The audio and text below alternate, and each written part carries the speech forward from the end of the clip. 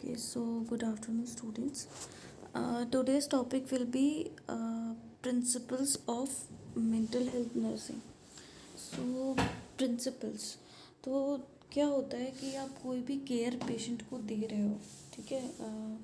कोई भी अगर हम केयर देते हैं पेशेंट को, चाहे उसको कोई फिज़िकल इलनेस है या मेडिकल इलनेस है, हर एक जो केयर होती है वो इक्वल होनी चाहिए, ठीक है। नो मैटर कि उसको क्या इलनेस है, उसका क्या बिहेवियर है, एक uniformity of care should be there.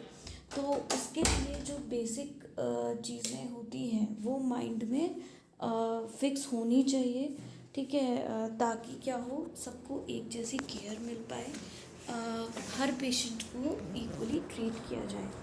और कैसे उस केयर की क्वालिटी, देखो जिस केयर में जिस भी चीज़ में अगर प्रिंसिपल्स होते हैं ऑब्वियसली उसकी क्वालिटी क्या होती है, अच्छी होती है, ठीक है। तो ये जो प्रिंसिपल्स होते हैं ये मॉरली एथिकली गाइड करते हैं हम लोगों को, हेल्थ प्रोफेशनल्स को, how to deal with the patient, how to behave with the patient, either physically और मेंटली, ठीक है। तो अब मैं साइकेट्रिक नर्सिंग का जो पहला प्रिंसिपल है वो क्या है, accept the patient exactly as he is.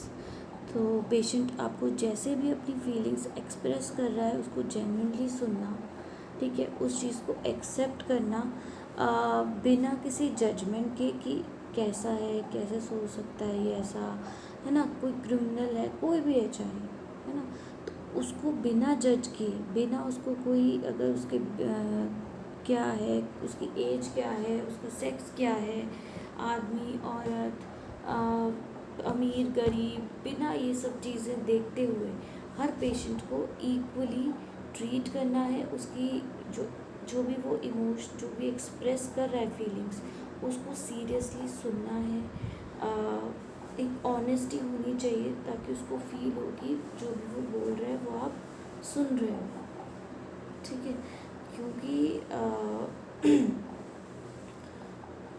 क्या होता है कि मेंटल डिसऑर्डर, जो भी साइकेट्रिक डिसऑर्डर होते हैं, इनमें जो सबसे इम्पॉर्टेंट चीज़ होती है वो क्या है, एक्सप्रेशन ऑफ इमोशन, है ना। तो सारी बातें बताना, history collection, mental status examination, अगर आप ये कुछ भी करते हो उसके लिए क्या इम्पोर्टेंट है कि पेशेंट ऑनेस्टली आपको सारी बातें बता पाए। और वो कब होगा, जब आपके अंदर जो ये एक्सेप्टेंस का एटीट्यूड होगा, तो पेशेंट के साथ आपका एक ट्रस्ट का रिलेशनशिप होगा, आईपीआर अच्छा होगा और पेशेंट आपको सारी बातें बता पाएगा। तो एक्सेप्टेंस कैसे हो सकता है, सबसे पहले तो being non judgmental and non punitive. तो पेशेंट के किसी भी बिहेवियर को सही या गलत या रॉन्ग, अच्छा बुरा नहीं सोचना है, क्योंकि वो पेशेंट है, उसकी इंसाइट लॉस्ट है, उसका जजमेंट पुअर है, तो ऑब्वियसली उसका बिहेवियर भी जो होगा वो रॉन्ग ही होगा या फिर एबनॉर्मल ही, अलग ही होगा बाकी सबसे, ठीक है। तो वो जो कर रहा है वो उसके लिए क्या है, नॉर्मल है ना। तो उसको जज नहीं करना है, क्योंकि वो जो भी कर रहा है वो कोई इंटेंशनली नहीं कर रहा है ना। और जो वो इंटेंशनली नहीं कर रहा है तो उसको उस चीज़ के लिए पनिशमेंट भी नहीं मिलना चाहिए। तो उसको किसी भी तरीके से पेशेंट को डायरेक्टली या इनडायरेक्टली पनिश नहीं करना है। तो डायरेक्टली पनिशमेंट में तो आपका क्या आता है, आप सीधे गए और आपने पेशेंट को कोई भी फिज़िकली कोई पनिशमेंट दिया कि भाई आज तुमने ये सब किया है, बदतमीज़ी की है, जाओ आज तुम गार्डनिंग करोगे इतने देर तक। तो यूजुअली मेंटल हॉस्पिटल्स में क्या होता है, कुछ कुछ जो काम होते हैं वो पेशेंट से कराए जाते हैं, जैसे कि किचन में हेल्प हो गया, या उनकी मेंटल स्टेटस को देखते हुए, है ना। तो उनको किसी भी तरीके से फिज़िकली पनिश नहीं करना है, उनको कोई पनिशमेंट नहीं देना है ना। इनडायरेक्टली क्या होता है कि आप फिज़िकली आपने कुछ नहीं कहा, लेकिन इनडायरेक्टली आपकी केयर में वो दिखता है ना। आप उसके टूवर्ड्स एक ऑनेस्टली अच्छे से केयर नहीं कर रहे हो, क्यों, क्योंकि उसने गंदा बिहेव किया था। तो ये एक तरीके से इनडायरेक्टली पनिश करना ही होता है। अब पेशेंट को इग्नोर कर रहे हो, एक उस पर उतना अटेंशन नहीं दे रहे हो, तो रिस्ट्रेन करना, फिजिकल पनिशमेंट में रिस्ट्रेनिंग, चेनिंग, चेन से बांधना, अलग रूम में बंद कर देना, ये सब किस में आता है आपका फिजिकल पनिशमेंट, डायरेक्ट पनिशमेंट में। देन एक्सेप्टेंस का दूसरा तरीका क्या है, sincerely interested in the patient. तो पेशेंट के सारे बिहेवियर को अपना अच्छे से ऑब्जर्व करना, पेशेंट के हेल्प करना, using time spend with him, patient के साथ इंटरेस्टिंग टाइम स्पेंड करना, उसकी बातें सुनना, उसकी लाइक्स डिसलाइक्स ये सब पता होनी चाहिए। Explain when his demands can not be met. तो पेशेंट को कई बार क्या होता है कि पेशेंट को कुछ समझ नहीं आता है ना, उनको कुछ चाहिए, उनको क्या नहीं चाहिए, तो उनकी सारी ज़रूरतों का ध्यान रखना। देन अवॉइड सब्जेक्ट, जो भी उनको चीज़ें दुख देती हैं, सेंसिटिव टॉपिक्स होते हैं, कोई ट्रोमेटिक पोस्ट ट्रोमेटिक पेशेंट है, ठीक है, किसी ने कोई ट्रॉमा एक्सपीरियंस किया है, कोई रेप विक्टिम है, कोई विक्टिम है डिज़ास्टर का, तो उसके सामने उससे रिलेटेड बातें नहीं करनी है ताकि वो और एंशियस ना हो जाए। और उसके बाद पेशेंट जो भी बोलता है उसको सिंसियरली सुनना है। Then recognising and reflecting on feeling which patient में एक्सप्रेस। तो अभी तक क्या है, पेशेंट जो बोल रहा है आप उसको ध्यान से सुन रहे हो, आप सिर्फ सुनना नहीं है। तो पेशेंट को ये नहीं लगना चाहिए कि भाई वो दीवार से बात कर रहा है, आपको उसकी उन फीलिंग्स को रिकॉग्नाइज करना है। उसके बाद आपको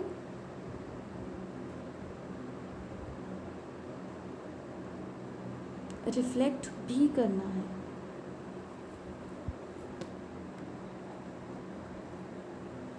देन टॉकिंग विद पर्पस। देखो इसमें क्या है कि आप जो पेशेंट से बात करोगे वो पर्पसली ही करोगे, उससे फालतू की गप्पे मारना और पेशेंट से मज़े लेना, क्योंकि क्या होता है कि पेशेंट जो बातें करते हैं वो रियलिटी से कई बार बहुत दूर होती हैं, ठीक है, बहुत फ़नी होती हैं। तो फ़न के लिए, एंटरटेनमेंट के लिए पेशेंट से बातें करना, उनको मोटिवेट करना कि वो आपको कुछ इर्रेलेवेंट चीज़ें, कहानियाँ सुनाएं, तो ये सब चीज़ें नहीं करनी है। आपकी जो भी आप बात करते हो, जो भी आप पेशेंट से इंटरेक्ट करते हो, उसका मेन पर्पस क्या होना चाहिए, नर्सिंग केयर प्रोवाइड करना, ठीक है। तो पेशेंट से कोई भी ऐसी फालतू बातें नहीं करनी है। लिसनिंग, तो आपको दोनों अच्छे से अच्छे लिसनर होना चाहिए, क्योंकि पेशेंट आपको बहुत सारी चीज़ें बताएगा। देन इसमें नेक्स्ट है आपका use self understanding as therapeutic tool. तो आप सेल्फ अंडरस्टैंडिंग को एक थेराप्यूटिक टूल की तरह यूज़ करोगे। तो पेशेंट का बिहेवियर कई बार क्या है, नर्सेस में एंजाइटी या फियर लेकर आता है, ठीक है। तो कई बार आप क्या होते हो, एंशियस होते हो, फ्राइटेंड होते हो, डरे हुए होते हो।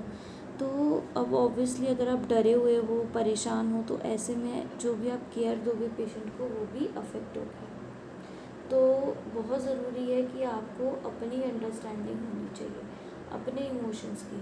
घर से कुछ बुरा हुआ, किसी से लड़ाई हुई है ना, जाके वो किस पे निकाल दिया, पेशेंट पे निकाल दिया, तो ये चीज़ें नहीं होनी चाहिए। आपको अपना जो बिहेवियर है, जो आपको अपनी मेंटल स्टेट है, वो आपको क्या करनी है, खुद को सबसे पहले अंडरस्टैंड करना है। Then use consistent behaviour to increase patient emotional security. तो अब देखो क्या होता है कि ये नॉर्मली भी है, अगर आपके साथ रोज़ कोई चीज़ें चेंज होती रहें तो वो एनजाइटी देती है ना। तो अब घर की बात करें, अगर मान लो आप एक घर में रहते हो, फिर एक से दूसरे घर में, दूसरे से तीसरे घर में, तो क्या एक डिस्कम्फर्ट होता है ना, एनजाइटी होती है, क्योंकि आप अटैच हो जाते हो किसी एक चीज़ से, उसके बाद आप चेंज कर लेते हो। तो सेम पेशेंट्स के साथ भी होता है। तो आपकी जो भी आप पेशेंट की केयर कर रहे हो, जो भी आप एक्ट कर रहे हो पेशेंट के साथ, जो बातें कर रहे हो, इंटरेक्ट कर रहे हो, तो उसमें क्या होना चाहिए, एक कंसिस्टेंसी होनी चाहिए। तो आपको अपने इमोशंस पे कंट्रोल होना चाहिए उसके लिए। ये नहीं कि अगर आपका बिहेवियर अच्छा है, आप पेशेंट को बहुत अच्छे से बात कर रहे हो, हंस के बात कर रहे हो, वो अगर कुछ फालतू भी बोल रहा है तो भी आप उसको सुन रहे हो, अगले दिन आपका मूड ख़राब है तो वो कुछ भी बोल रहा है, आपने डांट दिया उसको, है ना। तो आपको इस तरीके का बिहेवियर नहीं करना चाहिए। तो आपके बिहेवियर में एक कंसिस्टेंसी होनी चाहिए। देन गिव रीअश्योरेंस रेंस to patient in acceptable manner. तो आप पेशेंट को रीअश्योर करोगे, आप उसको सांत्वना देनी है, लेकिन वो कैसी होनी चाहिए, रियलिटी से रिलेटेड होनी चाहिए। तो आप अब पेशेंट है, अब उसको आपको पता है कि उसको सीजोफ्रेनिया है, उसके घर वाले उसको नहीं आने वाले देखने, स्पेशली वुमेंस में होता है, घर वाले नहीं आते देखने के लिए कि कोई फैमिली मेम्बर नहीं आता, रिलेटिव नहीं आता। तो ऐसे में क्या है, पेशेंट जब डिमांड करता है कि उसको किसी से मिलना है, उसको बाहर जाना है, तो अब आप वहाँ गए, आपने पेशेंट को दवाई दी, पेशेंट ने दवाई खाने से मना किया, आप उसको बोलोगे कि ठीक है आपको कल घर भेज देंगे, आप ये दवाई खा लो, है ना। अब उसने आपके हाथ से दवाई खा ली, अब कल आपने फिर उसके पास गए, पेशेंट ने बोला कि नहीं मुझे नहीं खानी, आपने बोला कि नहीं कल आप घर जाओगे, आप खा लो। तो क्या होगा, कंटिन्यूसली आप पेशेंट का क्या कर रहे हो, एक ट्रस्ट ब्रेक कर रहे हो। तो तीसरे दिन वो आपके हाथ से पानी भी नहीं पिएगा, आपको शायद देखेगा भी नहीं, आपसे बात तक नहीं करेगा, है ना। तो आपको जो आप पेशेंट को रीअश्योर करो, आप उसको उससे और अच्छे से उसको इमोशनल सपोर्ट दे सकते हो, उसको इमोशनली स्ट्रॉन्ग बनने के लिए आप सिखा सकते हो, लेकिन आप उसको जो भी रीअश्योरेंस दोगे वो थोड़ा सा रियलिटी पर ही बेस होना चाहिए, एक सब्टल मैनर में होना चाहिए। तो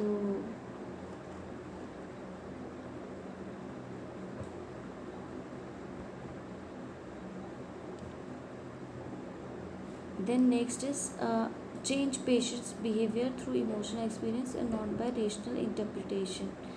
तो देखो क्या होता है कि आप किसी इमोशनल एक्सपीरियंस के थ्रू पेशेंट का बिहेवियर चेंज कर सकते हो। तो the major focus in psychiatry is on feeling aspect not on intellectual aspect. Telling advising patient is not effective in changing behaviour. अब कोई सपोज सबसे कॉमन एग्जांपल है, कोई सब्सटेंस अब्यूज़ का पेशेंट है, अल्कोहल अब्यूज़ का, शराब पीता है ना, बहुत शराब पीता है, डेली शराब पीता है। अब आप उसको जाओगे उसके पास, उसको बैठ के बात करोगे, उसको लेक्चर दोगे कि भाई शराब नहीं पीनी चाहिए, लिवर ख़राब होता है, ये ख़राब होता है। क्या वो आपकी बातें सुन के बिहेवियर अपना चेंज कर लेगा? नहीं। ठीक है।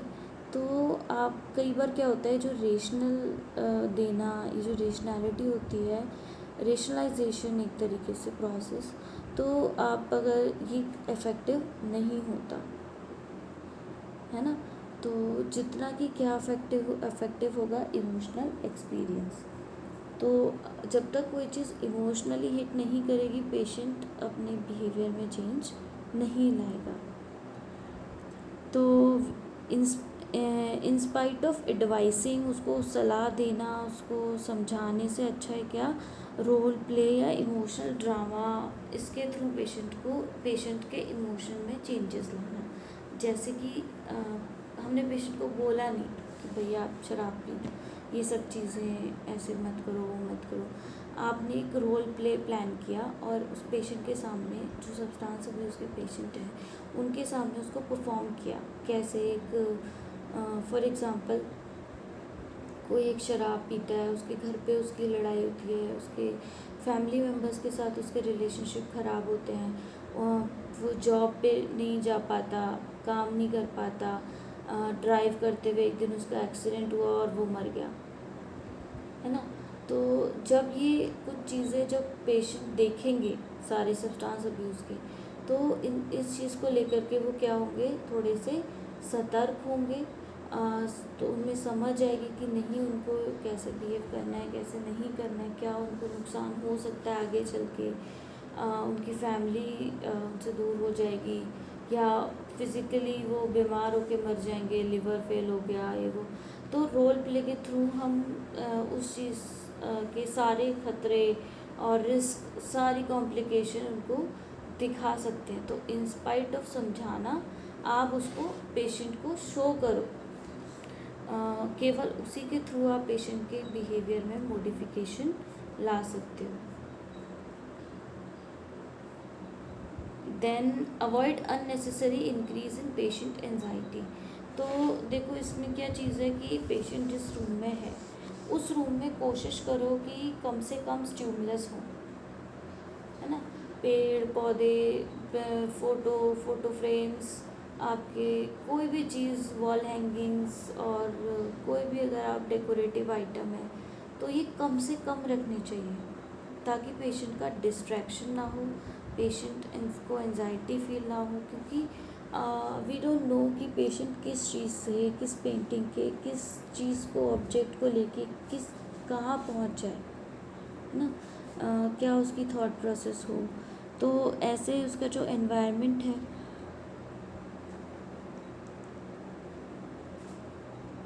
जो पेशेंट का एनवायरनमेंट होगा वो कैसा होना चाहिए, काम होना चाहिए, शांति भरा एनवायरनमेंट होना चाहिए पेशेंट का।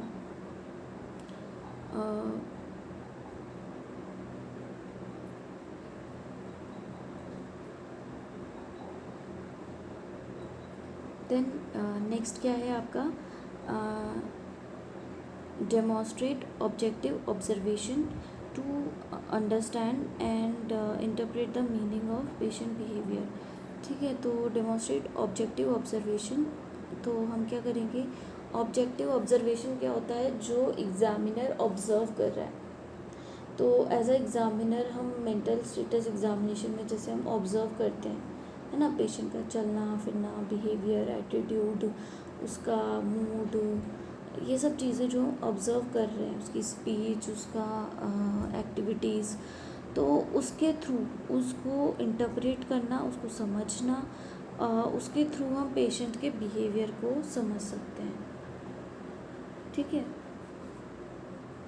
तो we need to observe the patient when he says और डज, कोई भी चीज़ कर रहा है, कुछ भी चीज़ बोल रहा है, तो अच्छे से पेशेंट को ऑब्ज़र्व करना है, क्योंकि वो चीज़ हमें,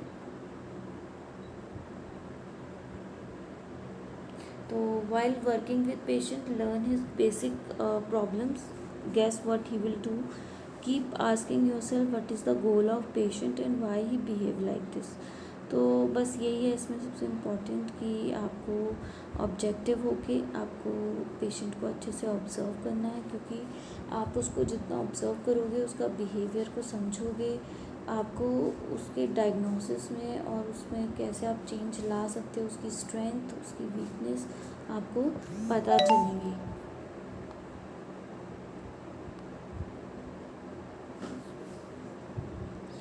then the indication for lack of objectivity are the nurse is critical of patient, defending और जस्टिफाइंग हर। तो देखो आपको सिंपल क्या करना है, आपको ऑब्ज़र्व करना है, आपको कोई सोच नहीं बनानी है, आपको पेशेंट के सही या गलत, आपको क्या करना है, न्यूट्रल होना चाहिए आपका, जो आपका पेशेंट के टूवर्ड्स जो एटीट्यूड है वो कैसा होना चाहिए, न्यूट्रल होना चाहिए। तो आप उसको ना तो जज करोगे, ना उसको गंदा समझोगे, ना आप उसको कोई अच्छा समझोगे, है ना। तो आपका जो एटीट्यूड होना चाहिए वो क्या होना चाहिए, न्यूट्रल होना चाहिए, as a human, as a patient, वो क्या है, इक्वल है बाकी सबसे, और वो डिज़र्व करता है कि उसको अच्छे से अच्छी केयर मिल पाए।